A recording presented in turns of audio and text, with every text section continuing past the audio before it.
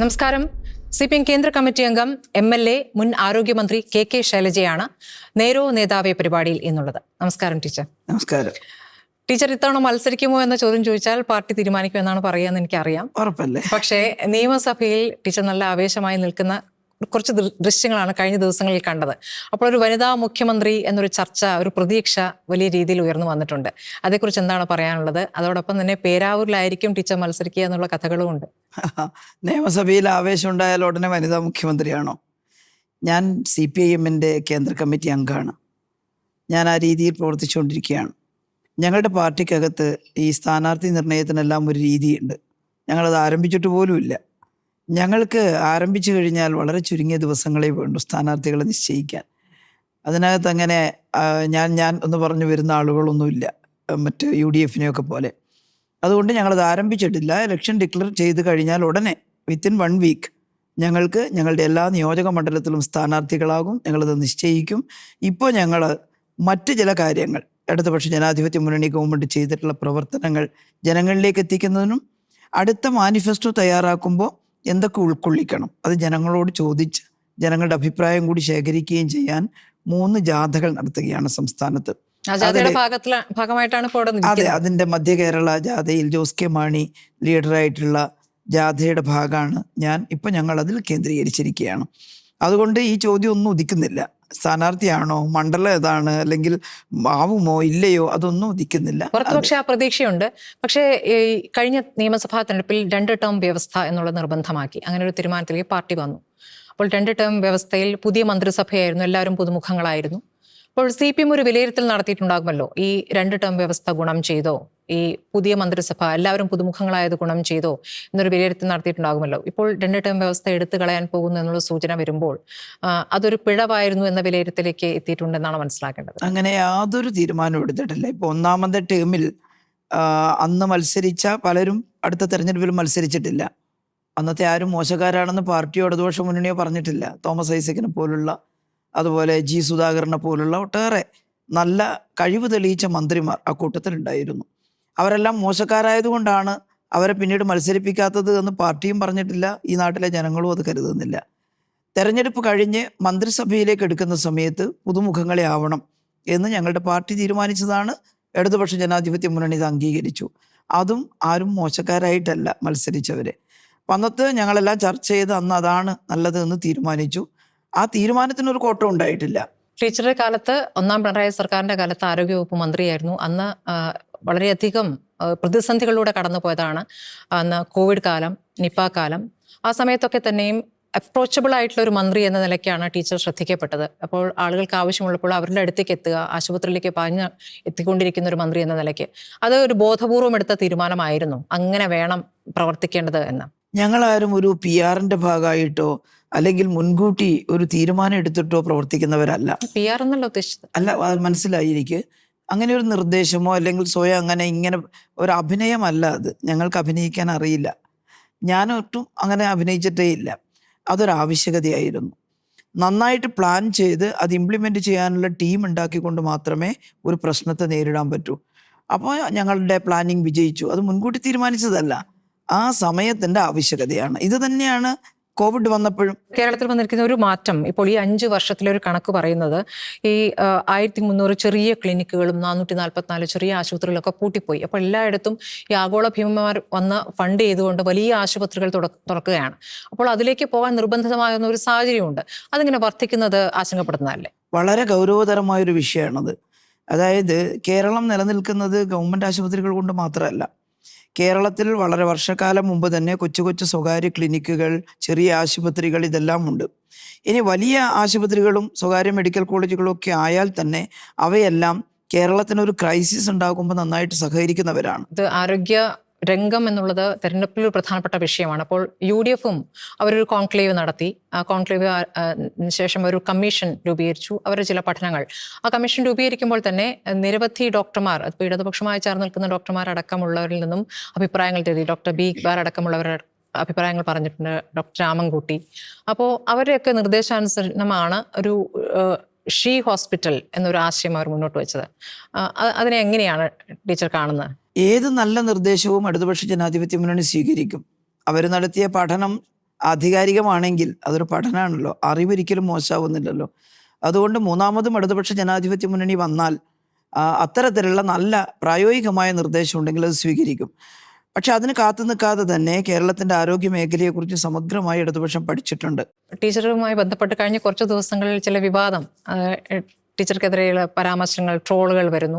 അത് തൊഴിലുറപ്പ് നിയമവുമായി ബന്ധപ്പെട്ട് നടത്തിയൊരു പ്രതികരണത്തിലാണ്. ഈ തരം അറ്റാക്കുകൾ ഒരു ഭാഗത്തു നിന്ന് മാത്രം വരുന്നതാണോ? ടീച്ചർ അതിനെ എങ്ങനെയാണ് കാണുന്നത്? ഈ കാര്യങ്ങളിൽ ഇങ്ങനൊരു അറ്റാക്ക് വരുന്നു എന്ന പ്രതികരണമാണോ വേണ്ടത്? അതോ നമ്മൾ സംസാരിക്കുമ്പോൾ കുറച്ചുകൂടി ആലോചിച്ചിട്ട് വേണമോ? ഇനി ഇങ്ങനെ ഒരു വരാൻ സാധ്യതയുണ്ടെന്ന് മുൻകൂട്ടി കണ്ടു വേണ്ടി വരുമോ? അങ്ങനെ ആലോചിച്ചിട്ടുണ്ടോ? അതായത് ഞാൻ പറഞ്ഞ തൊഴിലുറപ്പ് പദ്ധതിയുടെ കാര്യം ഞാൻ എന്താ പറഞ്ഞത്? ഇടതുപക്ഷം UPA ഗവൺമെന്റിനെ പിന്തുണച്ചത് കൊണ്ട് മാത്രമാണ് തൊഴിലുറപ്പ് പദ്ധതി പാസ്സായതെന്നാണ്. ഞങ്ങളവിടെ പാർലമെന്റിൽ ഭൂരിപക്ഷമല്ലല്ലോ ഇടതുപക്ഷം പാസ്സാക്കാൻ. ഇടതുപക്ഷമാണ് പാർലമെന്റിൽ ഭൂരിപക്ഷമെങ്കിൽ ഇങ്ങനെയല്ല, ഇതിലും മെച്ചപ്പെട്ട രീതിയിലാണ് എംപ്ലോയ്മെന്റ് ഗ്യാരണ്ടി കൊടുക്കുക. പക്ഷെ ഞാൻ പറഞ്ഞതിൽ തെറ്റാണോ? ഞാൻ പറഞ്ഞത് തന്നെയല്ലേ ശ്രീ ചിദംബരം അസംബ്ലിയിൽ പറഞ്ഞത്, അന്നത്തെ മന്ത്രി? അത് തന്നെയല്ലേ കോൺഗ്രസിന്റെ ജയറാം രമേശ് പറഞ്ഞത്? അവരൊക്കെ അന്ന് എന്താ പറഞ്ഞത്? ഈ തൊഴിലുറപ്പ് എംപ്ലോയ്മെന്റ് ഗ്യാരണ്ടി ആക്ട് പാസ്സാക്കുന്നതിൽ ഇടതുപക്ഷത്തിന്റെ കടുത്ത സമ്മർദ്ദം ഉണ്ടായിരുന്നു. നിഷേധിക്കുവോ കോൺഗ്രസ്സുകാർ? അവർക്ക് അങ്ങനെ ഒരു ആശയം ഉണ്ടായിരുന്നില്ല എന്നാണോ ടീച്ചർ പറയുന്നത്? അതായത് ഈ കോൺഗ്രസിന്റെ പ്രകടന പത്രികയിൽ പലപ്പോഴും ജോലിക്ക് കൂലി ഭക്ഷണം പോലുള്ള പദ്ധതികളൊക്കെ ഉണ്ടായിരുന്നു, പലപ്പോഴായിട്ടുണ്ടായിരുന്നു. അപ്പോൾ അതെല്ലാം ഒരു വളരെ പെട്ടെന്ന് തുടങ്ങി പെട്ടെന്ന് ഇല്ലാതായി പോകുന്ന സ്കീമുകളായിരുന്നു. നിങ്ങൾക്ക് ഓർമ്മയില്ലേ? ജോലിക്ക് കൂലി ഭക്ഷണം നിലനിന്നിരുന്നില്ലല്ലോ. അപ്പോൾ ഇങ്ങനെയുള്ള പല സ്കീമുകളും, പിന്നെ തൊഴിൽ കൊടുക്കാൻ വേണ്ടി ചില മുദ്രാവാക്യങ്ങൾ ഹിന്ദിയിൽ പ്രയോഗിക്കുക, ധോത്തി കപ്പട മക്കാൻ എന്നൊക്കെ പറഞ്ഞിട്ടുള്ള സ്റ്റൈലിലുള്ള ചില മുദ്രാവാക്യം തെരഞ്ഞെടുപ്പ് വരുമ്പോൾ അവർ വെക്കാറുണ്ട്. അതുകൊണ്ട് അവരുടെ പണ്ടത്തെ പ്രകടന പത്രികയിലും ജോലി കൂലി എന്നൊക്കെ പറഞ്ഞിട്ടില്ല, ഇല്ലാതില്ല. പക്ഷെ ഇത് വ്യത്യസ്തമാണ്. ഇതെന്താ പറഞ്ഞത്? നമ്മൾ ഒരു കോമൺ മിനിമം പ്രോഗ്രാം എഴുതി തയ്യാറാക്കിയെന്ന്. കോൺഗ്രസ് മാത്രമല്ല, UPA. അന്നത്തെ UPA എന്ന് പറയുന്നത് BJP വരാതിരിക്കാൻ ജനാധിപത്യ പാർട്ടികളും ഇടതുപക്ഷ പാർട്ടികളും ഒരുമിച്ച് ചേർന്നിട്ടുള്ളൊരു കൂട്ടുകെട്ടാണ്. ആ കൂട്ടുകെട്ട് ഒരു കോമൺ മിനിമം പ്രോഗ്രാം തയ്യാറാക്കാൻ തീരുമാനിച്ചു. ആ കോമൺ മിനിമം പ്രോഗ്രാം ഡ്രാഫ്റ്റ് ചെയ്യുന്നതിൽ ഏറ്റവും പ്രധാനപ്പെട്ട ഉത്തരവാദിത്വം വഹിച്ചവർ ഇടതുപക്ഷം. അന്നത്തെ 61 പേരുണ്ടായിരുന്നു. അതുകൊണ്ട് ഞങ്ങളൊരു ശക്തമായിട്ടുള്ള ബ്ലോക്കാണെന്ന്. കോൺഗ്രസ് അത്ര മെച്ചപ്പെട്ട സ്ഥിതിയിലല്ല, എല്ലാവരും കൂടി ചേർന്നിട്ടാണല്ലോ അന്ന് ഭൂരിപക്ഷം ഉണ്ടാക്കിയത്. അപ്പോൾ അത് ഡ്രാഫ്റ്റ് ചെയ്തതിൽ പ്രധാന ഉത്തരവാദിത്വം ഇടതുപക്ഷം വഹിച്ചു എന്നുള്ളത് നുണയാണോ? ഞാനതിന് പറഞ്ഞത് സീതാറാം യെച്ചൂരി മരിച്ചപ്പോൾ അനുശോചന യോഗത്തിൽ ബഹുമാന്യനായിട്ടുള്ള മല്ലികാർജ്ജുൻ ഖാർഗെ പ്രസംഗിക്കുമ്പോൾ ഈ കാര്യം പറഞ്ഞു. ഞാൻ ഈ രേഖ ഒന്നും ഇല്ലാതെ വെറുതെ എനിക്കൊരു മേനി നടിക്കാൻ വേണ്ടിയോ ഇടതുപക്ഷത്തിന് മേനി ഉണ്ടാക്കാൻ വേണ്ടിയോ അല്ല, വസ്തുതയാണ്. അപ്പോൾ അവിടെ അംഗീകരിക്കുന്നു, അവിടുത്തെ കോൺഗ്രസ് നേതാക്കൾ അംഗീകരിക്കുന്നു, ഇവിടെയാണ് ഈ പ്രശ്നം വരുന്നത്. അവരുടെ കോൺഗ്രസ് നേതാക്കൾ ഇനി എന്ത് പറയുന്നത്? ഒരു തെരഞ്ഞെടുപ്പ് കാലമാണ്, വേണമെങ്കിൽ അവർ എന്തെങ്കിലും പക്ഷെ അവർ പറഞ്ഞത് രേഖയായി കിടക്കുന്നു ഇല്ലേ? ചിദംബരം അസംബ്ലി പാർലമെന്റ് പറഞ്ഞത് രേഖയല്ലേ? പിന്നെ ജയറാം രമേശ് പറഞ്ഞത് രേഖയല്ലേ? ഇദ്ദേഹം പറഞ്ഞത്, പ്രസിഡന്റ് പറഞ്ഞത് രേഖയല്ലേ? അപ്പൊ അതെല്ലാം രേഖയിലുണ്ട്. സൈബർ അറ്റാക്ക് എന്ന് പറയുമ്പോഴേ ഇപ്പം ഇതിന്റെ പേരിൽ ടീച്ചറെ പരിഹസിച്ചുകൊണ്ടുള്ള ട്രോളുകളൊക്കെ വരുന്നു എന്നുള്ളൊരു കാര്യം ശരിയാണ്. പക്ഷെ അത് എല്ലാ ഭാഗത്തുനിന്നും ഉണ്ട് എന്നുള്ളൊരു യാഥാർത്ഥ്യമല്ലേ? ഇപ്പോൾ കവി സച്ചിദാനന്ദൻ പറയുന്നു തുടർ ഭരണം ആപത്താണെന്ന് പറയുമ്പോൾ ഈ പാർട്ടി ഇല്ലാതാകും എന്നതാണ് അദ്ദേഹത്തിന്റെ ആശങ്കയായി പറയുന്നത്. അത് പറയുമ്പോൾ അദ്ദേഹത്തിന് നേരെയും ഈ രൂപത്തിൽ വലിയ സൈബർ ആക്രമണങ്ങളാണ് നടന്നിട്ടുള്ളത്. ഇതേ കാര്യം, അതായത് തുടർ ഭരണം കൊണ്ടുണ്ടാകുന്ന പ്രശ്നങ്ങളെക്കുറിച്ച് പാർട്ടി തന്നെ പ്രത്യേക സ്റ്റേറ്റ് കമ്മിറ്റി ചേർന്നുകൊണ്ട് തുടർഭരണത്തിന്റെ ഘട്ടത്തിൽ, രണ്ടാം പിണറായി സർക്കാരിന്റെ ഘട്ടത്തിൽ സ്റ്റേറ്റ് കമ്മിറ്റി യോഗം ചേരുകയും ഈ ആശങ്കകൾ പങ്കുവയ്ക്കുക, അതായത് തുടർഭരണത്തിൽ പാലിക്കേണ്ട ചില കാര്യങ്ങൾ, ശ്രദ്ധിക്കേണ്ട ചില കാര്യങ്ങൾ അതൊരു രേഖയായിട്ട് തന്നെ വന്നിട്ടുമുള്ളതാണ്. ബംഗാൾ ഓർമ്മിപ്പിക്കുകയും ചെയ്യുന്നുണ്ട്. ബംഗാൾ ഒരു തിരിച്ചടിയാണ്, അത് സംഭവിക്കാൻ പാടില്ലാത്തതാണ്, അത് നമുക്ക് ഇനി ഇവിടെ സംഭവിച്ചുകൂടാ എന്നൊരു മുൻകരുതൽ ആ സ്റ്റേറ്റ് കമ്മിറ്റിയിൽ തന്നെ പാർട്ടി തന്നെ പറഞ്ഞിട്ടുള്ളതാണ്. അപ്പോൾ അതേ കാര്യം പുറത്തുനിന്ന് വരുമ്പോൾ അതെങ്ങനെയാണ് അസഹിഷ്ണുതയായി സംഭവിക്കുന്നത്? ഞങ്ങളുടെ ഈ സംഘടനാ രംഗത്ത് പാർട്ടി ഉണ്ടായത് മുതൽ ഇടതുപക്ഷം സ്വീകരിക്കുന്ന ഒരു സമീപനമുണ്ട്. കാരണം നമ്മളെല്ലാം ജീവിക്കുന്ന ഒരു മുതലാളിത്ത സമൂഹത്തിലാണ്. മുതലാളിത്ത സമൂഹത്തിന്റെ എല്ലാ ദൂഷ്യവശങ്ങളും പൗരന്മാരെ ആകെ സ്വാധീനിക്കാൻ ഇടയുണ്ട്. എന്നാൽ കമ്മ്യൂണിസ്റ്റുകാരെ അത് സ്വാധീനിച്ചുകൂടാ. സ്വാധീനിച്ചാൽ ആ തരത്തിലുള്ള വ്യതിചലനങ്ങൾ ഉണ്ടായാൽ കമ്മ്യൂണിസ്റ്റ് പാർട്ടി നടപടിയെടുക്കുന്നതിൻ്റെ ഭാഗമായിട്ടാണ്. അതുകൊണ്ട് ഇത് ഇപ്പം ഈ 10 വർഷം ഭരണം ഉണ്ടായപ്പോൾ മാത്രം പറയുന്ന ഒരു കാര്യമല്ല.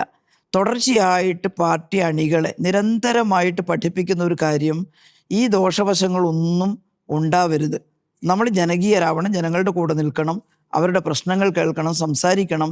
ഇങ്ങനെ നിരന്തരമായി പറയുന്നത് കൊണ്ട് തന്നെയാണ് മറ്റാരേക്കാളും ഇടതുപക്ഷത്തിൻ്റെ പ്രവർത്തകർ ജനങ്ങളുടെ കൂടെ നിൽക്കുന്നതും അവരുമായി സംസാരിക്കുന്നതും അവരുടെ പ്രശ്നങ്ങൾ എടുത്ത് പരിഹരിക്കാൻ ശ്രമിക്കുന്നതും അതിപ്പോഴും തുടരുകയാണ്. പക്ഷെ പാർട്ടിക്ക് പറ്റിയ ചില പിഴവുകളെ പറ്റിയും അത് ഇനിയും ഭരണത്തിലിരുന്നാൽ അത് കുഴപ്പമാകും എന്നുള്ളത് പാർട്ടിയോട് സ്നേഹമുള്ളത് കൊണ്ട് വരുന്ന ഒരു പ്രതികരണമായിട്ടാണ് ഞാൻ മനസ്സിലാക്കുന്നത്. മാത്രമല്ല പാർട്ടി തന്നെ ഇപ്പോൾ വിലയിരുത്തൽ നടത്തുന്നു. ഇപ്പോൾ ഗൃഹ സന്ദർശനങ്ങൾ കുറഞ്ഞു, അല്ലേ, ദളിത് വിഭാഗങ്ങളിലേക്ക് കൂടുതൽ അടുത്തിട്ടില്ല, അതൊരു പ്രശ്നമാണ് എന്ന അടക്കമുള്ള വിവരങ്ങൾ ഇപ്പോൾ പുറത്തേക്ക് വരുന്നുണ്ട്. അപ്പോൾ അങ്ങനെയുള്ള പിഴവുകൾ ഈ തുടർഭരണത്തിലാണ് സംഭവിച്ചിരിക്കുന്നത്. സ്മൃതി, ഇത് നിങ്ങളെപ്പോലുള്ളവർക്ക് എന്തെങ്കിലും ഒരു കഷണം കിട്ടുമ്പോൾ ഒരു അത്ഭുതമായിട്ട് തോന്നുന്നതാണ്. ഞങ്ങൾ ഈ പാർട്ടിക്കകത്തുള്ളവർക്ക് ഇതൊരു അത്ഭുതയേ അല്ല. നിങ്ങൾ ഈ പറഞ്ഞ സെൻറ്റൻസ് ഒന്നുമല്ല, ആ രീതിയിലൊന്നുമല്ല പറഞ്ഞിട്ടുള്ളത്. ഞങ്ങളൊരു വിലയിരുത്തൽ നടത്തിയത് സ്വാഭാവികമായിട്ടും ഞങ്ങൾ ഭരണവും സമരവും ഒരുമിച്ച് കൊണ്ടുപോകുന്നവരാണ്. എന്നാൽ ഭരണരംഗത്തിരിക്കുമ്പോൾ സ്വാഭാവികമായിട്ടും ചില കാര്യങ്ങൾ ചോദിക്കാതെ തന്നെ ചെയ്യുന്നൊരവസ്ഥ വരും. ഇപ്പോൾ പെൻഷൻ വർധനവ് വലിയൊരു സമരത്തിൻ്റെ ഭാഗമായിട്ടല്ലല്ലോ വർദ്ധിപ്പിച്ചത്. അതിൻ്റെ അർത്ഥം ആ ഡിമാൻഡ്, തൊഴിലാളികളുടെ ഡിമാൻഡ് മനസ്സിലാക്കാതെ എല്ലാം ഇങ്ങനെ കൊടുക്കുന്ന ഒരവസ്ഥയാണെന്നുള്ളതല്ല. അവരെ കാണണം, അവരെ അറിയണം, അവർക്കിപ്പോൾ നമ്മൾ ചെയ്തു കൊടുത്തുള്ളതിന് പുറമെ എന്തെങ്കിലും ആവശ്യകതകളുണ്ടോ അത് പരിശോധിക്കണം. ഭരണമുള്ളത് കൊണ്ട് എല്ലാം ഈ മുന്നണി ചെയ്തുകൊള്ളും എന്ന് കരുതി പാർട്ടി പ്രവർത്തകർ ജനങ്ങളെ സമീപിക്കാതിരിക്കരുത്, ഇതാണ് പറഞ്ഞത്. പക്ഷേ ഭരണത്തിലിരിക്കുന്നവർക്ക് പറ്റുന്ന വീഴ്ചകളുമായി ബന്ധപ്പെട്ടും വിമർശനങ്ങളുണ്ട്. ഇപ്പോൾ സച്ചിദാനന്ദ മാഷ് പറഞ്ഞ കാര്യങ്ങളാണെങ്കിൽ തന്നെയും നേതാക്കളുടെ ധാർഷ്ട്യം എന്നുള്ളൊരു പ്രധാനപ്പെട്ട ഘടകമായി പറയുകയാണ്. കഴിഞ്ഞ ദിവസം മുഖ്യമന്ത്രി ഒരു പെൺകുട്ടി സെൽഫി ചോദിച്ചപ്പോൾ അത് കൊടുത്തില്ല, പക്ഷേ സെൽഫി ചോദിച്ചതല്ല എന്ന രൂപത്തിൽ പിന്നീട് ചർച്ച വരികയാണ്. പക്ഷേ ആ ദൃശ്യങ്ങളിൽ നമുക്ക് മനസ്സിലാക്കാൻ പറ്റുന്നത് മാറി നിൽക്കൂ എന്ന് പറയുന്നത് തന്നെയാണ്. അപ്പോൾ ആ ദൃശ്യങ്ങൾ തരുന്ന ചില സൂചനകളുണ്ടല്ലോ, അത് ഒരു തവണയല്ല പലതവണ നമ്മൾ കണ്ടിട്ടുള്ളതാണ്. രണ്ടാമത്തെ കാര്യം വെള്ളാപ്പള്ളിയുമായി ബന്ധപ്പെട്ടുള്ള ഒരു കാര്യമാണ്. വെള്ളാപ്പള്ളി ഇവിടെ വർഗീയ പ്രതികരണങ്ങൾ നടത്തിക്കൊണ്ടിരിക്കുമ്പോൾ അതിനെ തടയാതിരിക്കുകയും അദ്ദേഹത്തെ പുകഴ്ത്തിക്കൊണ്ടുള്ള പ്രതികരണങ്ങൾ പിന്നീട് വരികയും ചെയ്യുക, ഇതൊന്നും ഒരു കമ്മ്യൂണിസ്റ്റ് മുഖ്യമന്ത്രിയിൽ നിന്നോ കമ്മ്യൂണിസ്റ്റ് സർക്കാരിൽ നിന്നോ പ്രതീക്ഷിക്കുന്നതല്ല. അപ്പോൾ അതൊക്കെ കമ്മ്യൂണിസ്റ്റ് സർക്കാരിനെ അല്ലെങ്കിൽ കമ്മ്യൂണിസ്റ്റ് പാർട്ടിയെ വിശ്വസിക്കുന്നവരെ നിരാശപ്പെടുത്തുന്ന കാര്യങ്ങളല്ല. അതായത് നിങ്ങളൊക്കെ ശ്രദ്ധിക്കേണ്ട ഒരു വിഷയമുണ്ട്, നിങ്ങളുടെ ചാനലടക്കം സ്മൃതി അടക്കം. അതായത് ഇടതുപക്ഷത്തിൻ്റെ ഭരണം ഈ കേരളത്തിലുണ്ടാക്കിയ വമ്പിച്ച മാറ്റമുണ്ട് ജനങ്ങളുടെ. അയിത്താചരണം മുതൽ അവസാനിപ്പിച്ചത് ഇടതുപക്ഷത്തിൻ്റെ ശക്തമായ പോരാട്ടത്തിൻ്റെ ഫലമായിട്ടല്ലേ. നമ്മൾ ആ ഭൂപരിഷ്കരണവും അത് സ്റ്റേ ഓഫ് എവിക്ഷൻ ഓർഡിനൻസ് ഒന്നും അന്ന് കൊണ്ടുവന്നിരുന്നില്ലെങ്കിൽ ഉത്തരേന്ത്യയെ പോലെ ഇന്നും സവർണരുടെയും സമ്പന്നരുടെയും കയ്യിലായിരിക്കുമായിരുന്നില്ലേ കേരളത്തിലെ ഭൂമി. കേരളത്തിലെ ഇടതുപക്ഷത്തെ എകഴ്ത്താൻ ഒരു ചെറിയ സാധനം കിട്ടുമെങ്കിൽ അത് പർവ്വതീകരിച്ച് നിങ്ങൾ ഇടതുപക്ഷ നേതാക്കന്മാരെ സ്വഭാവദൂഷ്യമുള്ളവരാക്കുന്നു, ഗൗരവക്കാരാക്കുന്നു, മനുഷ്യരോട് മാറ്റുന്നു. കേട്ടില്ലേ എന്താ ഒരു പെരുമാറ്റം? മുഖ്യമന്ത്രി എന്താ ചെയ്തത്? നമ്മൾ പറയേണ്ടത് ഈ മാറ്റങ്ങൾ മുഴുവൻ ഉണ്ടാക്കുന്നതിന് തല്ലുകൊണ്ട് പോരാട്ടം നടത്തിയ ഒരാളാണ് കേരളത്തിൻ്റെ മുഖ്യമന്ത്രി. തലശ്ശേരിയിൽ വർഗീയ ലഹളി ഉണ്ടായപ്പോൾ ഈ പിണറായി വിജയൻ്റെ നേതൃത്വത്തിലാണ് അവിടെ മുസ്ലിം വീടുകളിലടക്കം കയറി ചെന്ന് CITUവിൻ്റെ സഖാക്കളും കൂടി RSSൻ്റെ ആ ലഹളയെ അവസാനിപ്പിച്ചിട്ട് ആളുകൾ മരിച്ചു പോകാതെ സംരക്ഷിച്ചത്. നിങ്ങൾ പറയില്ല, തലശ്ശേരിയിലെ കുടുംബങ്ങൾ പറയും. മുഖ്യമന്ത്രി എന്ന് പറയുമ്പം നല്ല തിരക്കുള്ള ആൾ തന്നെയാണ്, അല്ലേ? ഏത് മുഖ്യമന്ത്രി ആയാലും തിരക്കുണ്ടാവുമല്ലോ, ഉണ്ടാവും. പിണറായിയുടെ ഒരു പ്രത്യേകതയുണ്ട്. പിണറായി അങ്ങനെ ഒരുപാട് സമയമെടുത്ത് ഒരു മീറ്റിങ്ങുള്ള സ്ഥലത്ത് തങ്ങിയിട്ട് അങ്ങനെ പോകുന്ന ഒരാളല്ല കേട്ടോ. എന്ന് വെച്ച് പിണറായി ഒരു കുട്ടി കയറി വരുന്നു, ആ കുട്ടിയെ ഓമനിക്കാറുണ്ട്, അതിനോട് സ്നേഹപൂർവ്വം പെരുമാറാറുണ്ട്. എന്നാൽ കപടമായി എല്ലാവരോടും വെറുതെ ഇങ്ങനെ നടന്ന് അതിന് അദ്ദേഹത്തിന് സമയമില്ല. ആ സ്റ്റേജ് കഴിഞ്ഞാൽ അദ്ദേഹം പോകുന്നത് അടുത്തൊരു പരിപാടിക്കാണ്. അവിടെ ഈ കുട്ടി വന്ന് സംസാരിച്ചു, ചിരിക്കുന്നതാണല്ലോ നിങ്ങൾ കൊടുത്ത ഫോട്ടോയിൽ തന്നെ ഉള്ളത്. അപ്പൊ നിങ്ങൾ എന്തോ ഒരു കുട്ടി മാത്രമേ ചിരിക്കുന്നുള്ളൂ. അല്ലല്ല, മുഖ്യമന്ത്രി ചിരിക്കുന്ന ഒരു ഫോട്ടോ ഞാൻ കാണിച്ചു തരാം നിങ്ങൾക്ക്. ഞാൻ കണ്ടതാണ്. മുഖ്യമന്ത്രി ഇങ്ങനെ ഞാൻ പറയട്ടെ, മുഖ്യമന്ത്രി ഇങ്ങനെ ഒരുപാട് ചിരിക്കുന്ന ഒരാളൊന്നുമല്ല. ഞാൻ പറയട്ടെ, മനുഷ്യർ പലതരത്തിലുണ്ട്. ചിലരൊന്നും തലയോണ്ട് ഇങ്ങനെ കാണിക്കും, ചിലർ അടുത്ത് വന്നാലൊന്ന് കെട്ടിപ്പിടിക്കും. അത് വ്യക്തിപരമായിട്ടുള്ള വ്യത്യാസമൊക്കെ ഉണ്ട്. അതുകൊണ്ട് ഈ കെട്ടിപ്പിടിച്ച ആൾ ഏറ്റവും നല്ലതും ഒന്ന് തലകൊണ്ട് കാണിച്ച ആൾ മോശമൊന്നും വ്യാഖ്യാനിക്കരുത്. അങ്ങനെ വ്യാഖ്യാനിക്കരുത്. ആ പെൺകുട്ടി പറഞ്ഞു, ഞാൻ നേരത്തെ ഒരു നിവേദനം PAയുടെ കയ്യിൽ കൊടുത്തിരുന്നു, ഈ ഫോണിൽ അതുണ്ട്, അത് കാണിച്ചിട്ട് ഞാൻ ഈ നിവേദനം അവിടെ കൊടുത്തിട്ടുണ്ട് എന്ന് അദ്ദേഹത്തോട് പറഞ്ഞതാണ്. ഫോട്ടോ എടുക്കട്ടെ എന്ന് ഞാൻ ചോദിച്ചിട്ടില്ല. നിങ്ങൾക്ക് അതിൻ്റെ ചെറിയ വോയിസ് ഉണ്ട്, നിങ്ങൾ പിടിച്ചെടുത്തിട്ട് കൊടുക്കുമായിരുന്നു. ഞാൻ ചോദിച്ചിട്ടില്ല, ഇത് കാണിച്ചിട്ട് ഞാൻ ഇതവിടെ കൊടുത്തിട്ടുണ്ടെന്ന് പറഞ്ഞപ്പോൾ ആവട്ടെ എന്ന് പറഞ്ഞിട്ട് പോയതാണ്. ഞാൻ അവിടെ സെൽഫി എടുക്കാൻ ചോദിക്കില്ല. കാരണം മുഖ്യമന്ത്രി തിരക്കായി പോന്നെടുക്കുന്ന, സാധാരണ നമ്മളോടെല്ലാം ചോദിക്കുമ്പോൾ ഓടി വന്നിട്ട് ഒരു സെൽഫി എടുക്കട്ടെ എന്നൊന്നും സാധാരണഗതിയിൽ ആൾ ചോദിക്കാറില്ല. അത്രേ അദ്ദേഹത്തിന് സമയം ഉണ്ടാവും. അതവിടെ തീർന്നു. നിങ്ങൾ എന്നിട്ട് അതിലൂടെ ചെകഞ്ഞ് അന്വേഷിച്ച് സെൽഫി എടുക്കാനാണ് ചോദിച്ചതെന്ന് ഭാവനയെ കണ്ടു, എന്നിട്ട് വിട്ടിട്ടില്ല എന്ന് ഭാവനയെ കണ്ടു, അത് മുഖ്യമന്ത്രിക്കെതിരെ പ്രചരിപ്പിക്കുന്നു. ഈ കാഴ്ചപ്പാട് ശരിയല്ല. അദ്ദേഹം കേരളത്തിന്റെ മുഖ്യമന്ത്രി മാത്രമല്ല, കേരളത്തിൽ ഈ വലിയ റിഫോംസ് ഉണ്ടാക്കുന്നതിന് നല്ല തല്ലുകൊണ്ടിട്ടുള്ള സഖാവാണ് കേട്ടോ. അത് മറക്കണ്ട എന്ന് മാത്രമേ ഞാൻ പറയുന്നുള്ളൂ. ഞങ്ങളുടെ പാർട്ടി നേതാവായോണ്ടല്ല, വെള്ളാപ്പള്ളിയുടെ അടുത്ത് പറയാം. എന്താ വെള്ളാപ്പള്ളിയെ ന്യായീകരിച്ചത്? വെള്ളാപ്പള്ളി മലപ്പുറം ജില്ലയെക്കുറിച്ചൊരു പരാമർശം നടത്തി എന്ന് പറഞ്ഞ് വലിയ ബഹളം ഉണ്ടായി. അപ്പോൾ വെള്ളാപ്പള്ളി തന്നെ പറഞ്ഞു, ഞാൻ മലപ്പുറം ജില്ലയിലെ മുസ്ലിംസിനെ കുറിച്ചല്ല പറഞ്ഞത്, മുസ്ലിം ലീഗിനെ കുറിച്ചാണ്. മുസ്ലിം ലീഗിനെ വിമർശിക്കാൻ ആർക്കും അധികാരമില്ലേ? മുസ്ലിം ലീഗിനെ വിമർശിച്ചാൽ എങ്ങനെയോടും മലപ്പുറത്തെ മുഴുവൻ മുസ്ലിങ്ങളെയാണ് വിമർശിക്കുന്നതെന്നുള്ള അർത്ഥം വരുന്നത്. ടീച്ചർ വിശ്വസിക്കുന്നുണ്ടോ വെള്ളാപ്പള്ളി പറഞ്ഞത് ശരിയാണെന്ന്? ഏത് മുസ്ലിം ലീഗിനെയാണ് പറഞ്ഞതെന്ന് അദ്ദേഹം അങ്ങനെയാണ് പറഞ്ഞതെന്ന് പറയുന്നു, പിന്നെ നമ്മൾ എന്തിനാ വിശ്വസിക്കണം? കേട്ടിരുന്നോ? പ്രതികരണം കേട്ടിരുന്നോ? ഞാനത് നേരിട്ട് കേട്ടിട്ടില്ല. നേരിട്ട് കേട്ടാൽ നേരിട്ട് കേട്ടാൽ തന്നെ അദ്ദേഹം മലപ്പുറം ജില്ലയിൽ ജീവിക്കാൻ പറ്റുന്നില്ല എന്നൊക്കെ പറഞ്ഞിട്ടാണ് പറഞ്ഞത്. ഞാൻ നേരിട്ട് എൻ്റെ ചെവി കൊണ്ട് കേട്ടില്ലെങ്കിൽ പറഞ്ഞു കേട്ടിട്ടുണ്ട്. ഞാൻ മലപ്പുറം ജില്ലയിൽ മറ്റാരെയും ജീവിക്കാൻ അനുവദിക്കുന്നില്ല എന്നൊക്കെ പറഞ്ഞപ്പോൾ സ്വാഭാവികമായിട്ടും മലപ്പുറം ജില്ല എന്ന് പറഞ്ഞ മുസ്ലിങ്ങൾ മാത്രം. മലപ്പുറം ജില്ലയിലല്ലേ EMSന്റെ ഏലംകുളം മന. അത് തിരിച്ച് വെള്ളാപ്പള്ളിയോട് നമ്മൾ പറഞ്ഞു. അതെ അതെ അതെ. അപ്പൊ അദ്ദേഹം പറയാണ്, ഞാൻ മലപ്പുറത്തുണ്ടായ ചില പ്രശ്നങ്ങൾ, എൻ്റെ സ്കൂളുകളൊക്കെ സംബന്ധിച്ചിട്ടുള്ള ചില പ്രശ്നങ്ങൾ കാരണം പറഞ്ഞിട്ടുണ്ട് മലപ്പുറം ജില്ലയിൽ എല്ലാവർക്കും അവിടെ നിൽക്കാൻ പറ്റുന്നില്ല എന്നുള്ളത്. ഞാൻ മുസ്ലിം ജനസമൂഹത്തെ അല്ല പറഞ്ഞത്, മുസ്ലിം ലീഗിനെയാണ് എന്ന് പറയുമ്പോൾ, അല്ല വെള്ളാപ്പള്ളി പറഞ്ഞത് മുസ്ലിങ്ങളെ മുഴുവനാണെന്ന് പറയേണ്ട ആവശ്യം ഞങ്ങൾക്ക് എന്താ? അദ്ദേഹമല്ലേ പറയുന്നത്. ഇനി അദ്ദേഹം ഉറപ്പിച്ച് പറയുന്നു, ഞാൻ ഈ മുസ്ലിം സമുദായത്തെ മുഴുവനാണ് പറഞ്ഞതെന്ന് പറഞ്ഞാൽ അപ്പൊ ഞങ്ങൾ അതിനെ എതിർക്കും. നിഷ്കളങ്കമായി ഇതിനെ കാണാതിരിക്കും. ഒന്നാമത്തെ കാര്യം, നായാടി മുതൽ നസ്രാണി വരെ എന്ന ഒരു ആഹ്വാനം തന്നെയും മുസ്ലിം വിരുദ്ധമാണ്. എന്തുകൊണ്ടാണ് നസ്രാണി വിഭാഗത്തെ കൂടെ ചേർക്കാൻ തീരുമാനിച്ചത്? അല്ല, അദ്ദേഹത്തിന്റെ വാചകമാണ് അവരെ പേടിക്കണ്ടേ എന്നൊരു വാചകം പറയുന്നു. അവരെ എന്ന് പറയുന്നാൽ മുസ്ലിം ന്യൂനപക്ഷത്തെ. അങ്ങനെ പറയുന്ന വെള്ളാപ്പള്ളി അത്ര നിഷ്കളങ്കമായി മുസ്ലിം ലീഗിനെയാണ് വിമർശിക്കുന്നത്. നമ്മുടെ നാട് നല്ല സൗഹാർദ്ദമുള്ള നാടാണ്, കേട്ടില്ലേ? മതസൗഹാർദ്ദം. ആ സൗഹാർദ്ദത്തെ പൊളിക്കാൻ വർഗീയവാദികളെല്ലാം കൂടി ഒരുമിച്ച് ചേർന്നിട്ടുണ്ട്. കേട്ടോ, ഞങ്ങൾ എന്തിനാ RSSനെ എതിർക്കുന്നത്? അതിലെ വ്യക്തികളെല്ലാം, ഞങ്ങളുടെയെല്ലാം വീട്ടിൻ്റെ അടുത്തുള്ള ആളുകൾ എന്നും കാണുമ്പോൾ ലോക്യം പറയുന്നവരാ അവര്. വ്യക്തിപരമായിട്ട് അവരോട് ഒരു എതിർപ്പുമില്ല. എന്തിനാ എതിർക്കുന്നത്? RSSന്റെ രാഷ്ട്രീയത്തെയാണ്. ഇതൊരു ഹൈന്ദവ രാഷ്ട്രമാക്കണം എന്നുള്ള വാദത്തെയാണ്. ജമാഅത്തെ ഇസ്ലാമി, അതിൽ അംഗങ്ങളായിട്ടുള്ള പലരും നമ്മുടെ എല്ലാം അടുത്തുള്ള ബന്ധുക്കളും സുഹൃത്തുക്കളും ഒക്കെയാണ് അതിനകത്തുള്ളത്. പക്ഷെ എന്തിനാ എതിർക്കുന്നത്? ഇസ്ലാമിലൂടെ മാത്രമേ മോചനമുള്ളൂ എന്ന് അവർ പറയുകയാണ്. ഇത് രണ്ടും അപകടകരമാണ് ഇന്ത്യയിൽ. ആ അപകടകരമായ ആളുകളോട് സന്ധി ചെയ്യാൻ UDFന് യാതൊരു മടിയുമില്ല.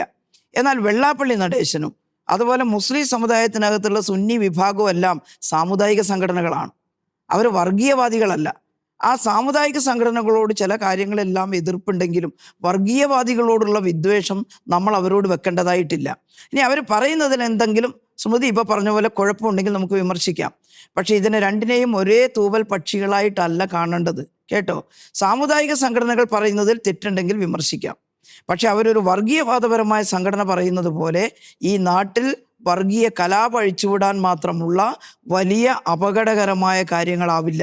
ഈ തെരഞ്ഞെടുപ്പിൽ നിങ്ങൾ RSSനെതിരെ വലിയ വിമർശനങ്ങൾ ഉന്നയിക്കുന്നില്ല എന്ന് മാത്രമല്ല, ജമാഅത്തെ ഇസ്ലാമി എന്ന് ആവർത്തിച്ച് പറയുകയും ചെയ്യുന്നു. ജമാഅത്തെ ഇസ്ലാമിയുടെ പിന്തുണ ചില ഘട്ടങ്ങളിൽ ഇടതുപക്ഷത്തിന് കിട്ടിയിട്ടുണ്ട്, പിന്തുണ സ്വീകരിച്ചിട്ടുണ്ട്. ജമാഅത്തെ ഇസ്ലാമി നല്ല ജമാഅത്തെ ഇസ്ലാമിയുടെ പിന്തുണയൊന്നും സ്വീകരിച്ചിട്ടില്ല. ഞാൻ പറയട്ടെ, ചില ഘട്ടങ്ങളിൽ ആരും പറയാതെ തന്നെ ഞങ്ങൾ ഇവർക്കാണ് വോട്ട് ചെയ്യുന്നത് ചിലർ പറയാറുണ്ട്, കേട്ടില്ലേ? ഞങ്ങൾ അറിയില്ല, പിന്തുണ തേടിയിട്ടില്ല, ഒരുമിച്ച് നിന്നിട്ടില്ല. ഞാൻ കൂത്തുപറമ്പിൽ മത്സരിക്കുമ്പോൾ എൻ്റെ ഒരു പോസ്റ്റ് ഇട്ടു ഒരാൾ, എൻ്റെ വീട്ടിൽ വന്നിട്ട് ഉമ്മ കാപ്പി തന്നിരുന്നു. ആര്? വെൽഫെയർ പാർട്ടിക്കാരനാണെന്നാ പറഞ്ഞേ. ആ വീട്ടിൽ ഞാൻ പോയിട്ടുണ്ട്. എന്തുകൊണ്ടാ? വെൽഫെയർ പാർട്ടിക്കാരൻ്റെ വോട്ട് ചോദിച്ചിട്ടല്ല. എല്ലാ വീട്ടിലും ഒരുപാട് വീടുകളിൽ കയറി അവിടെ ഒരാൾ വെൽഫെയർ പാർട്ടിയാന്ന് വെച്ചിട്ട് അയാളുടെ ഉമ്മ വെൽഫെയർ പാർട്ടിയാന്ന് ചിന്തിക്കേണ്ട കാര്യമുണ്ട് എനിക്ക്? അയാളുടെ ഉമ്മയുടെ വോട്ട് എനിക്ക് വേണ്ടേ? അവർ തന്നിട്ടുണ്ടാവണം. അത്ര സ്നേഹമായിരുന്നു അവിടെ ചെന്നപ്പോൾ, കേട്ടില്ലേ? നല്ല സ്നേഹമായിരുന്നു. അതിന്റെ അർത്ഥം ഞാൻ വെൽഫെയർ പാർട്ടിക്കാരനുമായിട്ട് സംസാരിക്കാൻ പോയത് ആണെന്നല്ല. ടീച്ചറെ പറഞ്ഞേയില്ല. ഞാൻ പറയുന്നത് പാർട്ടി നേതാക്കൾ തന്നെ ഇവരുടെ പരിപാടികളിൽ പങ്കെടുക്കുകയും പ്രസംഗിക്കുകയും ഒക്കെ ചെയ്തിട്ടുണ്ട്. ജമാഅത്തെ ഇസ്ലാമിക്ക് നല്ല നിലപാടുള്ള സംവിധാനമാണെന്ന് പറഞ്ഞിട്ടുണ്ട്. പിണറായി വിജയൻ തന്നെ പാർട്ടി സെക്രട്ടറി ആയിരിക്കും പറഞ്ഞിട്ടുണ്ട്. ഞാൻ പറയുന്നത് ഇപ്പം അതേ പിണറായി വിജയനാണല്ലോ ഞങ്ങൾ ഈ ജമാഅത്തെ ഇസ്ലാമിയുമായി സഖ്യമില്ല എന്ന് പറഞ്ഞത്. അതെ, അപ്പൊ ആദ്യം പിന്തുണ സ്വീകരിച്ച് പിന്നെ വേണ്ടെന്ന് പറയുമ്പോൾ ജമാഅത്തെ ഇസ്ലാമിയുമായി സഖ്യമുണ്ടെന്ന് പറഞ്ഞിട്ടില്ല. അവരെങ്ങാൻ നടത്തുന്ന ഏതെങ്കിലും സാംസ്കാരിക പരിപാടിയിൽ പ്രാദേശികമായിട്ട് ആരെങ്കിലും പോയിട്ടുണ്ടോ എന്ന് എനിക്കറിയില്ല. അത്രത്തോളം മൈന്യൂട്ടായിട്ടുള്ള കാര്യങ്ങളിലേക്ക് പോയിട്ടില്ല. പക്ഷെ ആശയപരമായി വെൽഫെയർ, ഈ ജമാഅത്തെ ഇസ്ലാമിയുടെ ആശയവും RSSന്റെ ആശയവും ഞങ്ങൾ ഇടതുപക്ഷം അംഗീകരിക്കുന്നില്ല. പരിപാടി എന്ന ബാനർ എഴുതി വെച്ചിരിക്കുന്ന പരിപാടിയിൽ MP ഗോവിന്ദൻ പ്രസംഗിച്ചിട്ടുണ്ട്. ഞാൻ എന്റെ ശ്രദ്ധപ്പെട്ടിട്ടേ ഇല്ല അത് അങ്ങനെയുണ്ടെങ്കിൽ. ശരി, ഈ ചലച്ചിത്ര പ്രവർത്തക ആശ അച്ചി എഴുതിയ ലേഖനം ടീച്ചർ കണ്ടിട്ടുണ്ടാവുമെന്ന് ഞാൻ വിചാരിക്കുകയാണ്. അവർ ചലച്ചിത്ര അക്കാദമിയുടെ ചുമതല വഹിക്കുമ്പോൾ അവർക്ക് നേരിട്ട അപമാനമല്ല, അവരെ മോളസ്റ്റ് ചെയ്യാൻ ശ്രമിച്ചു എന്നുള്ളതാണ്. സെലക്ഷൻ കമ്മിറ്റി അധ്യക്ഷൻ തന്നെയായിരുന്ന PT കുഞ്ഞു മുഹമ്മദാണ്. ആ സംഭവം വലിയ ചർച്ചയായതാണ്. അവരെ പോലെ WCCയുടെ ഭാഗമായി നിന്ന് പ്രവർത്തിക്കുന്ന, അത്ര ശക്തമായി പ്രതികരിക്കുന്ന ഒരു സ്ത്രീക്കുണ്ടായ അനുഭവമാണ്. അവരപ്പോൾ തന്നെ മുഖ്യമന്ത്രിക്ക് നവംബർ 4-നാണ് കത്തയക്കുന്നു. മുഖ്യമന്ത്രിക്ക് കത്തയച്ച് 2 ദിവസത്തിനകം തന്നെ വനിതാ പോലീസ് എത്തി അവരുടെ മൊഴിയെടുക്കുന്നുണ്ട്. പക്ഷേ ഒരു FIR ഇട്ടിട്ടേയില്ല. ഡിസംബർ 8-ന് ഈ വിവരങ്ങൾ പുറത്തേക്ക് വാർത്തയായി വരുമ്പോഴും FIR ഇട്ടിട്ടില്ല. അപ്പോൾ ഇതെന്താണ് കാണിക്കുന്നത്? കാരണം ഇപ്പോൾ നമുക്കറിയാം രാഹുൽ മാങ്കൂട്ടവുമായി ബന്ധപ്പെട്ട വിഷയത്തിൽ എത്ര വേഗമാണ് കാര്യങ്ങൾ നീങ്ങിയത്. അപ്പോൾ സ്ത്രീപക്ഷ നിലപാട് എന്ന് പറയുന്നത് രാഷ്ട്രീയം നോക്കിയെടുക്കുന്ന നിലപാടാണെന്ന് സംശയിക്കാവുന്ന ഒരു സംഭവമായിട്ട് ഇത് കാണുകയാണ്. ഇപ്പോഴും ആശ ആച്ചി ആ പ്രതികരണം നടത്തണമെങ്കിൽ അതിനെ എങ്ങനെയാണ് കാണുന്നത്? ഞാൻ ആശ പറഞ്ഞിട്ടുള്ള കാര്യത്തെ ചെറുതായി കാണുന്നില്ല. കേട്ടില്ലേ? ആശ പറഞ്ഞത് ആ വിഷയം കൃത്യമായി അന്വേഷണം നടത്തി ആ കുറ്റം തെളിയിക്കപ്പെടണം. അതിൽ യാതൊരു സംശയവുമില്ല. അപ്പോൾ പോലീസ് അന്വേഷണം നടത്തിക്കൊണ്ടിരിക്കുകയാണെന്ന് എനിക്ക് മനസ്സിലായത്.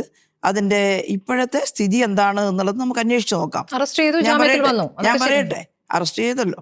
അപ്പോൾ ആ അന്വേഷണം നടന്നുകൊണ്ടിരിക്കുന്ന നിങ്ങളെല്ലാവരും ചെയ്യുന്നത് രാഹുൽ മാങ്കൂട്ടത്തിൻ്റെ വിഷയത്തെ ഇത്തരത്തിലുള്ള ചില സംഭവങ്ങളുമായിട്ട് താരതമ്യം ചെയ്യുക. കേട്ട കാര്യങ്ങൾ എനിക്കറിയാം. ചില കാര്യങ്ങൾ ചില പെൺകുട്ടികൾ പറഞ്ഞത്, ഗർഭം ധരിച്ചു കഴിഞ്ഞാൽ പിന്നെ അത് അബോർട്ട് ചെയ്യാൻ പറയുക, ഹീനമായ മാർഗങ്ങൾ ഉപയോഗിക്കുക, പെൺകുട്ടിയെ തയ്യാറാവുന്നില്ല, പ്രസവിക്കണം എന്ന് പറയുക, അപ്പോൾ അളിഞ്ഞ ഭാഷയിൽ ചീത്ത പറയുക, ഇതൊക്കെ എവിടെ നടക്കേണ്ട സംഭവമാണ് സ്മൃതി?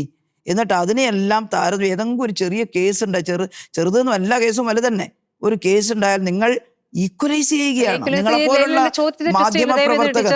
ഞാനൊരു സ്ത്രീ എന്ന നിലയ്ക്കാണ് ചോദിക്കുന്നത്. ആശ ആച്ചി പറഞ്ഞ ഇത്രയും കാര്യമാണ്. അല്ല, അന്വേഷിക്കണം എന്നല്ല, അവരുടെ പരാതി ടേക്കപ്പ് ചെയ്യുന്നതിൽ എടുത്തിരിക്കുന്ന താമസം ഒരു പ്രധാനപ്പെട്ട വിഷയമാണെന്നേ. ഒട്ടും അതിന് ഗൗരവക്കുറവില്ല. അന്വേഷണത്തിൽ എന്തെങ്കിലും കാലതാമസം, അതിപ്പോൾ പോലീസിനോട് അന്വേഷിച്ചേ മതിയാവുള്ളൂ എന്താ താമസിച്ചു പോയി എന്നുള്ളത്. അതിലെന്തെങ്കിലും താമസം ഉണ്ടെങ്കിൽ ആ താമസം തിരുത്തണം. അത് വളരെ പെട്ടെന്ന് തന്നെ കേസിന്റെ മുഴുവനായിട്ടുള്ള ഡീറ്റെയിൽസും ശേഖരിക്കണം. ആശയുടെ കാര്യത്തിൽ ഇപ്പോൾ സർക്കാരിന്റെ ഭാഗമായി നിൽക്കുന്ന, അല്ലെങ്കിൽ പാർട്ടിയുടെ ഭാഗമായി നിൽക്കുന്ന ആളെന്ന നിലയ്ക്ക് എന്തുറപ്പാണ് ഈ ഘട്ടത്തിൽ കൊടുക്കാൻ പറ്റും? ഇതിലൊരു പാർട്ടിയില്ല സ്മൃതി. പാർട്ടിയുടെ ഭാഗമായി ചെയ്ത കുറ്റകൃത്യത്തിന്റെ അതിൻ്റെ പരിശോധനയിൽ അത് എത്രമാത്രം തെളിയുന്നു എന്നുള്ളതാണ്. ഇതിലൊരു പാർട്ടിയും, ഇടതുപക്ഷ ജനാധിപത്യ മുന്നണി അങ്ങനെ കരുതില്ല, CPM അങ്ങനെ കരുതില്ല. കുറ്റം ചെയ്തിട്ടുണ്ടെങ്കിൽ അതിൻ്റെ തെളിവുകൾ ശേഖരിക്കാൻ പോലീസിന് കഴിയണം. ആ തെളിവുകൾ കിട്ടിയാൽ X or Y കടുത്ത ശിക്ഷ കിട്ടണം. അത് തന്നെയാണ് ഞങ്ങൾ അന്നും പറഞ്ഞുകൊണ്ടിരിക്കുന്നത്. ശരി, അപ്പോൾ സ്ത്രീപക്ഷ നിലപാടുമായി മുന്നോട്ട് പോകാൻ ടീച്ചറെ കഴിയട്ടെ. Thank you.